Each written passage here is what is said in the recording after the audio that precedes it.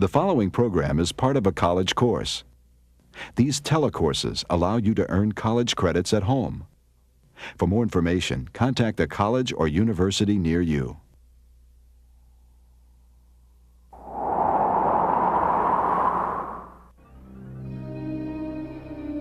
The history of life on Earth spans nearly 4 billion years.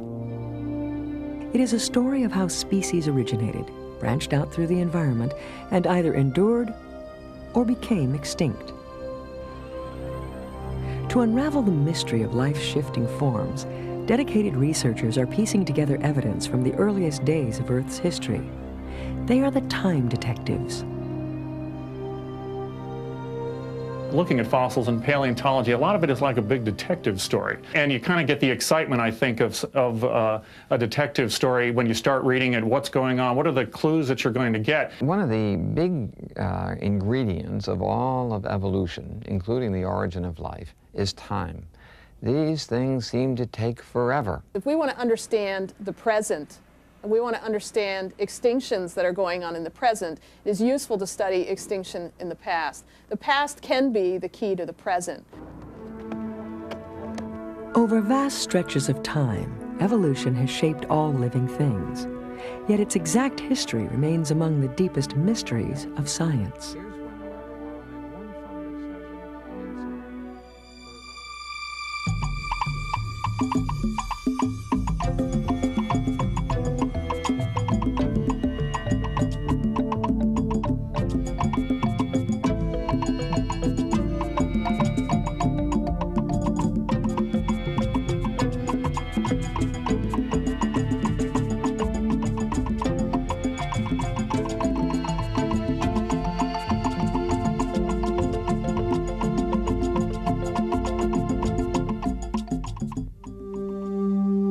From a distance, we see the Earth as a peaceful globe floating in silent space.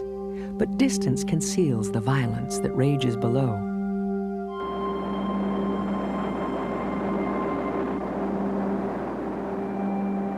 Here, on the warm surface of a turbulent world, the story of life began.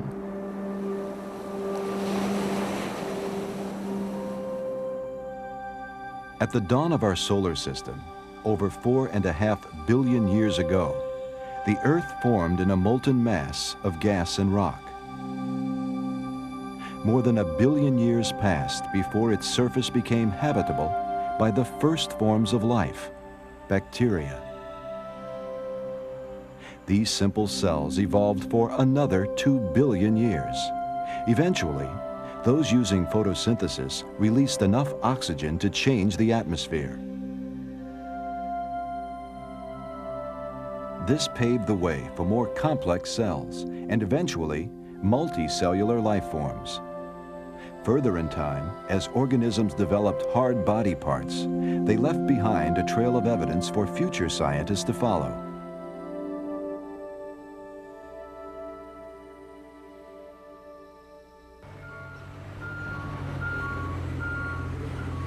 Recently, workers at this reservoir construction site unearthed major clues to life that existed a mere 1.5 million years ago.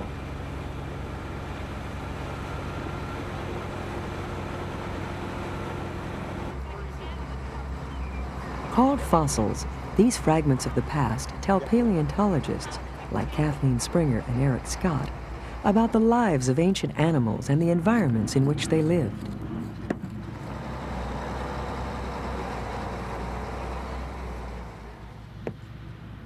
Fossils are one of the ways, not the only way, but one of the ways that we can learn and have a clue as to what organisms did in the geologic past, how they evolved, what they look like. As paleontologists, we're striving to reconstruct the past. The fossils that we're finding here in this valley are a snapshot in time. The animals we are finding are a suite of Ice Age mammals that lived at the very end of the Cenozoic era, right before the geologic recent. The geologic recent actually started 11 or 10,000 years ago. You ready? Yeah. Let's go. The large herbivores, the mammoths, the bison, the camel and the horse, which liked grass lands, Give us an indication that there were very large grassy areas in the valley and outside this valley as well. By uncovering the clues locked in these ancient bones, these time detectives can begin to explain how different species evolved.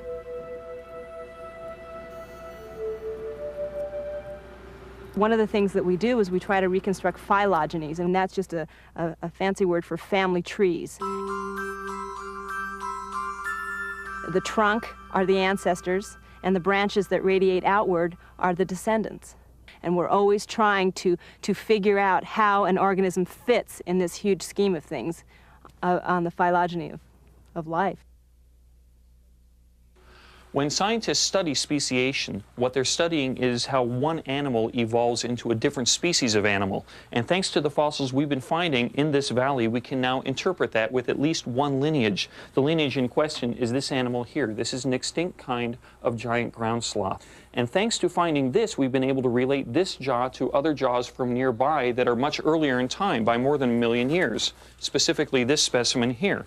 If you look closely, you can see that these two jaws are very, very similar in shape. You have the same cheek tooth row, you have the same canine tooth there at the end, you have the same structure there. The main difference between these is obviously one of size. This is a much larger animal. And what has happened is that through those 1 million years of evolution, this tooth here has changed in shape, and eventually you have a new species, a different species that's evolved from this one.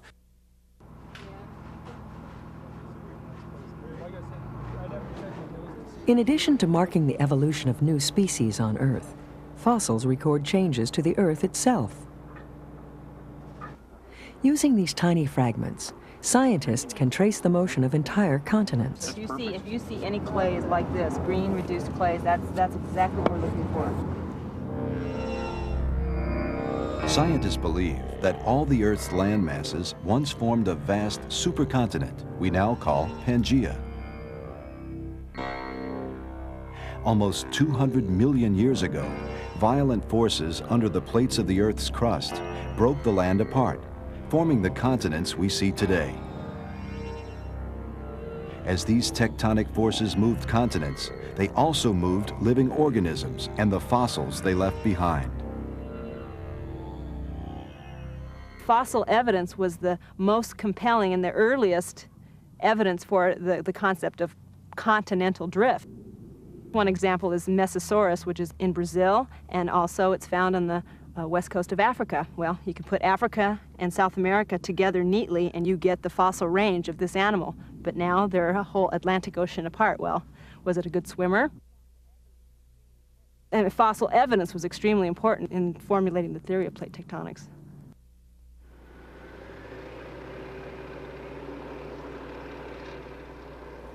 Fossil concentrations like this one are rare, but scientists have found other records of life in the ice ages. The fossil deposits of the Rancho La Brea tar pits offer Dr. Blair Van Valkenburg a wealth of clues to life in the recent past. The site is particularly rich in her favorite group, the carnivores. These fierce predators were attracted by other animals hopelessly caught in the sticky trap. My studies revolve largely around reconstructing the lives of past carnivores that are long extinct. And there are animals which were hyena-like, and there are animals which are cat-like, saber-toothed cats. And in order to reconstruct those animals, I have to use modern analogs. So I study modern carnivores, and look at their teeth and their skeletal adaptations for locomotion. And then I use those same measurements to go into the past and measure fossil animals and then reconstruct their habits. By studying traits such as bite pressure among modern carnivores, Dr. Van Valkenburg has deduced that saber-toothed cats made the world a much tougher place to live 10,000 years ago. Every time an animal caught something, they probably had to worry about that big saber-toothed cat that was over its shoulder that was going to come up and steal it. And so there was a big incentive to eat everything that you got. So competition appears to have been more intense. Fossils provide another piece of evidence crucial to any investigation into the past, a date in time. Radiometric dating was developed in this century, and it involves taking advantage of a situation where we have isotopes, that is, elements which have different forms, that one of which tends to be less stable than the other. And it will decay from the less stable to the more stable forms. Because these isotopes decay at a regular rate over millions of years, scientists can use them to date the rocks near the fossils they find. It's absolutely essential that we have dates and that we can arrange fossils in some sort of order from oldest to youngest so that we can understand evolutionary transitions. Without having dates, we can't look at evolutionary rate. We can't look at the rate at which new morphologies arise. How long it takes to change one body part into something else is a fundamental question in the riddle of evolution. Scientists are finding clues in the study of modern animals and their homologous structures. The canine tooth of a saber-toothed cat is homologous with the canine teeth of your dog, or the canine teeth of ourselves for that matter, because all of these teeth descend or represent modifications of a similar structure in a common ancestor that would have existed at the time of the dinosaurs.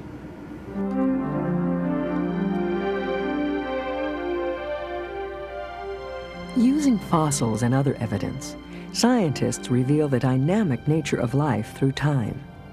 While this evolution often proceeds gradually, it sometimes appears in sudden flashes of cataclysmic change.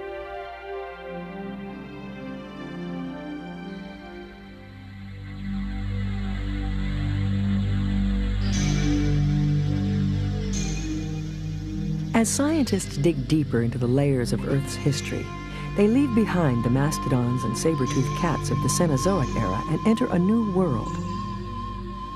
In this earlier time, the first mammals scurried in the underbrush of warm coniferous forests, while giant reptiles dominated the planet. Punctuated by dramatic changes on a global scale, events of the Mesozoic era profoundly affected life on Earth. Paleoecologists like Dr. David Boucher study these periods of transition with keen interest, looking for clues to explain the Earth's environmental history.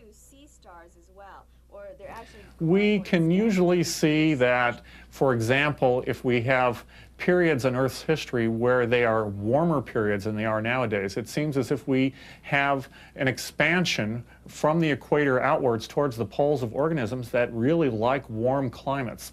So you can imagine that if nowadays we were to become a much warmer globe, perhaps organisms that are more typical of the equator, of the tropics, would move northward. We can actually track this in the fossil record and see organisms adapting to these warmer temperatures by moving north and south to what were once colder areas of the Earth.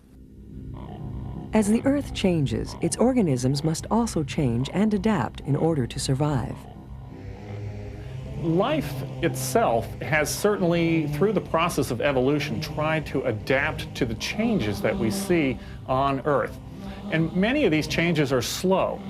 And evolution itself is typically a very slow process, so that it can keep pace with geological changes, changes in environments, changes in mountain building or whatever. So life evolves and changes in that manner.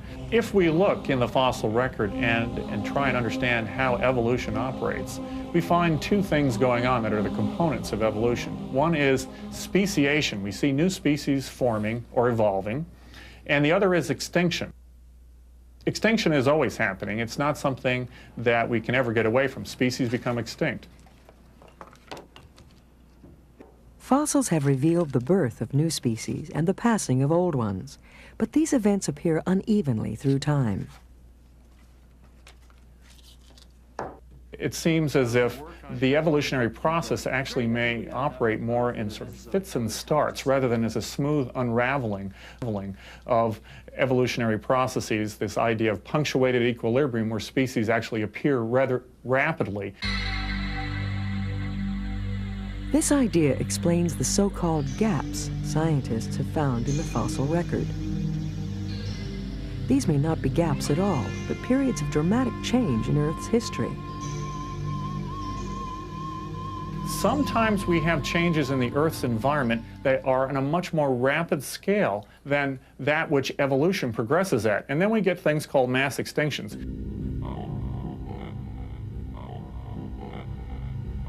Mass extinctions are where the rate of extinction dramatically increases over what we normally call background extinction, what should normally be going on.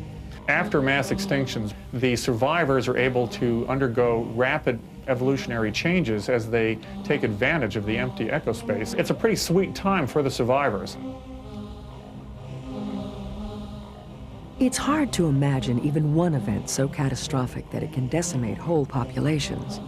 Yet the record shows this happens several times on a global scale. The most devastating event marked the beginning of the Mesozoic era.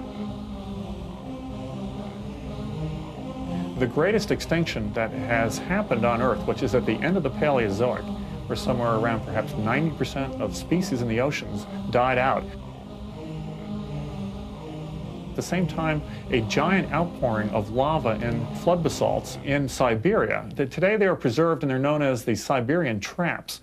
But apparently this huge volume of lava came out in the space of 1 million years or so, and the volume is such that if it were to have covered the whole surface of the Earth, we would cover it 15 feet deep.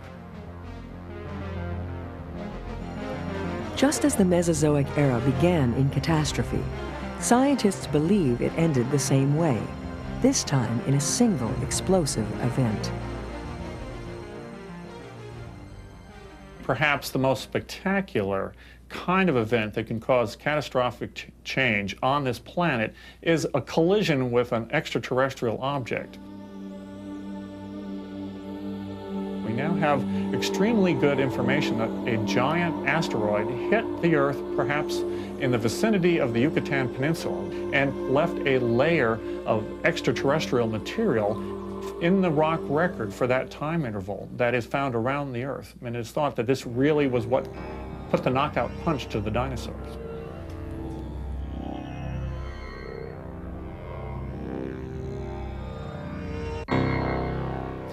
With the mass extinction, dinosaurs are gone, and the mammals undergo a huge rate of evolution for about 10 million years afterwards and evolve all the different kinds of mammals that we know about, bats and whales and all sorts of things that did not exist beforehand. So it provides a real opportunity for the survivors to make hay. With extinctions come new opportunities for the rise of other organisms. Dr. Bottcher hopes to explain the mechanisms that drive these pivotal events in the evolution of life. Organisms perhaps have been killed off by different ways other than just asteroids or volcanic eruptions or whatever. So we need to really do a comparative study of mass extinctions, their ecological effects, if we're going to try and understand perhaps what the effect of the mass extinction that we might be the cause of will be in the future. Throughout Earth's history, the only constant we find is change. It has shaped the evolution of all living things. Ours is a restless planet, and it has been so since life began.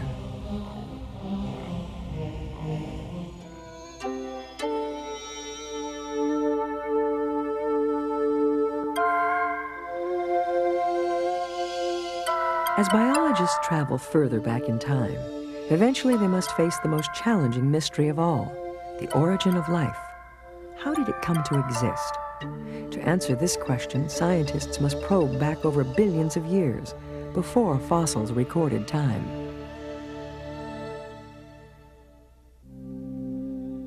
Fossils from the Cenozoic and Mesozoic eras, in fact all records of multicellular organisms, occupy only 1/5 of Earth's history. Eukaryotic cells appeared long before, preceded by the first bacteria, which formed over 3.8 billion years ago.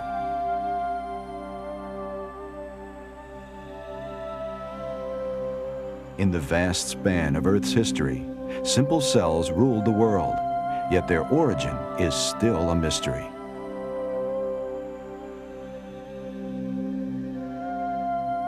Scientists wonder about the time before the first cell, when there was no life, only chemicals.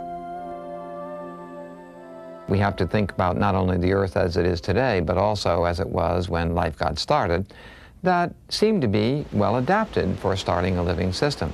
The important factors are that the temperature be right, so that the water not be frozen in ice, so that it not be boiled into steam, that it be shielded from dangerous radiation.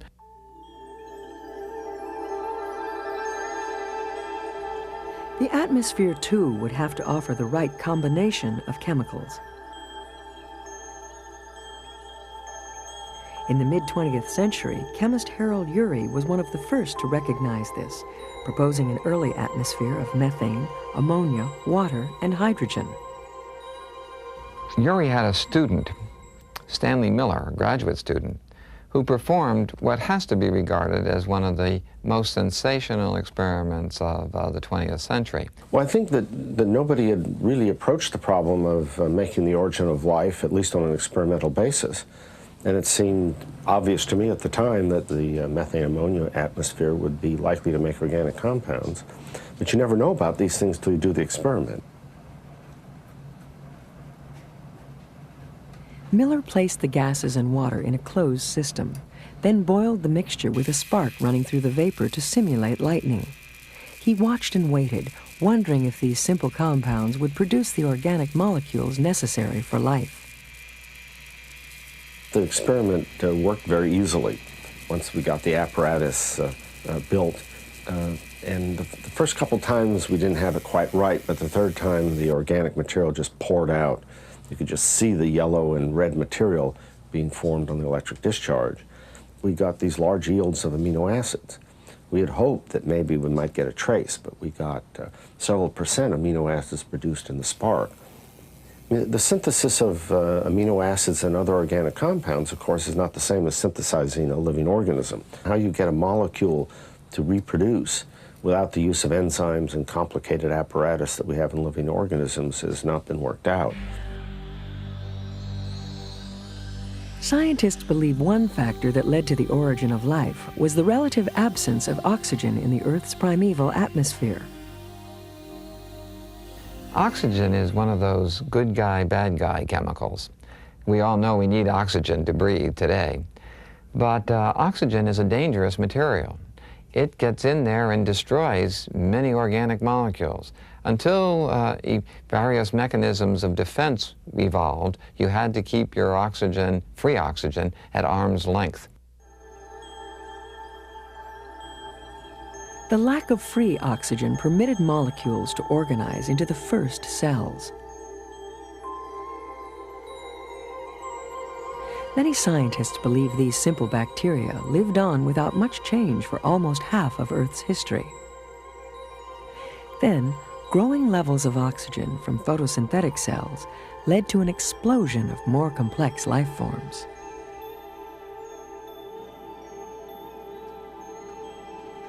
Biologists like Russell Doolittle are revealing these evolutionary relationships using what they call a molecular clock.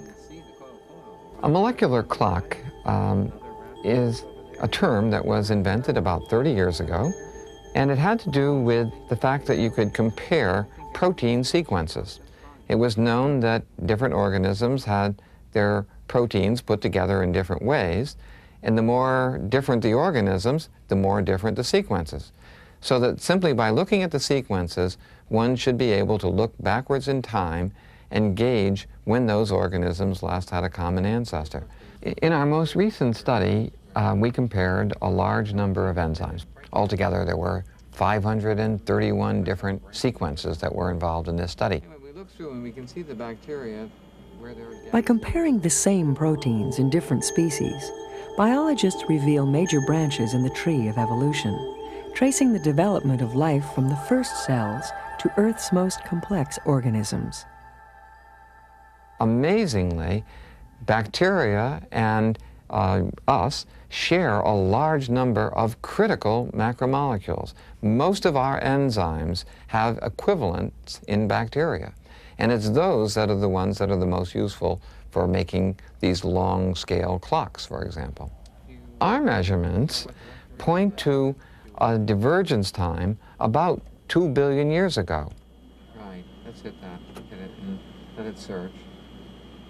take an enzyme made of, say, 250 amino acids. There are 20 amino acids that are well known in the world, in all organisms, and when we look and see what the order of those 20 amino acids are, we find that 40% of them are exactly at the same place. There's no possible way that that could have come about by chance. Furthermore, when we look at all the organisms in between bacteria and us, the numbers will creep up towards us. By the time we look at, say, yeast, now 60% of the amino acids may be in exactly the same place. By the time we look at some other animal, we're up to 80%. By the time we look up at chimpanzee, it's 99%. So the evidence seems irrefutable. I'm pleased with how that In tiny molecules and massive bones, scientists uncovered the clues that will solve the mystery of evolution. These time detectives have gathered a massive body of evidence that supports this account of life's history. But, as with all scientific theories, important questions remain unanswered. The most difficult question is probably the origin of life, where we don't have nearly the detail that we have for the subsequent evolution. But the other uncertainties in evolution are really just matters of detail and rate, and whether it happens suddenly or gradually. But the fact that evolution took place is, I think, beyond question.